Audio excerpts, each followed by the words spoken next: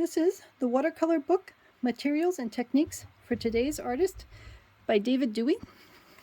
This is a fairly large format book, and it's meant to be an instructional book to help you learn techniques, not necessarily a step-by-step of, paint this and then paint that, but to help you in general learn how materials and tools work together so that you can then tackle whatever type of style you want to learn with more information about the basics. So he talks about the different kinds of brands that are out there, how they differ from each other, different kinds of brushes that are out there.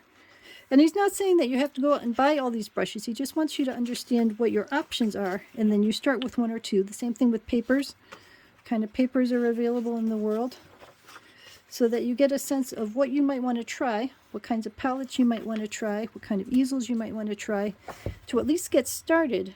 And then from there you can spread out and say, all right, well, I'm really good with this. Maybe I want to try this other one.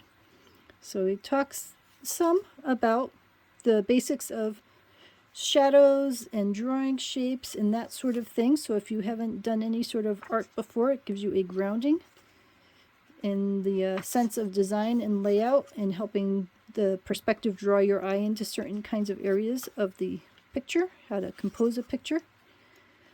And then he goes into some of the techniques used specifically in watercolor, how to do a wash to be able to give a spread of color across an image. He demonstrates the different techniques for that, ways to preserve white, because the white is the color of the paper, and how to paint around that so that the remaining white of the paper still glows, which is often very important in watercolor. So these are the types of things, if you're brand new to watercolor, you could sit there and practice this a couple times and get a hand of it before you go on to something more challenging. Talks about layering, where you put down one set of color and then another set of color to create the deeper shadows and more complex kinds of effects in there. How to get different textures, how to spatter, how to lift color back off again to make lighter areas. And then he talks about colors and how different colors relate to the different mood, how you feel about things, what kind of colors are generally available depending on what kind of watercolors you're using. Color theory about what colors tend to go well together, what kinds match, what kinds will go against each other, but in a often a nice way. So this is a lot of the color theory stuff. If you haven't worked with art before, this can be really useful to get a sense of how to construct scenes that have colors that people will appreciate.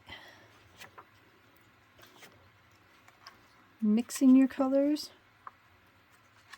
creating contrast with your colors, creating paintings that are just 2 colors or 3 colors. That's a super fun challenge to do. Choose 3 random colors out of your watercolor kit and see what you can make out of it. It's good to help you learn about color theory and to get a sense of how colors work together. So he talks some about how to construct a still life in a way that is visually pleasing. He talks about human models, and I'll note that there are some naked people in here. They are gently portrayed, but for some people that may be something they want to be aware of. How to tackle landscapes and clouds and the way that things move across the sky. So again, this book is not a book about, I want to paint this picture, this is how I paint that picture. This is about how are clouds drawn in general, how are ripples drawn in general, how do I manage composition, and how do I manage colors, so that you can get a sense of the way things tend to work in watercolors, and then you can tackle whatever project that you want to. And he talks a bit at the end about mixed media, about working gouache or colored pencil or other kinds of things if you choose to, pastels. All right, so all in all, very useful. Someone who's new to watercolors, and even someone who has been working with watercolors for a while, they can get some additional tips in there that might give them help. And this is Zuzu the cat lending a hand. So let me know if you have any questions at all.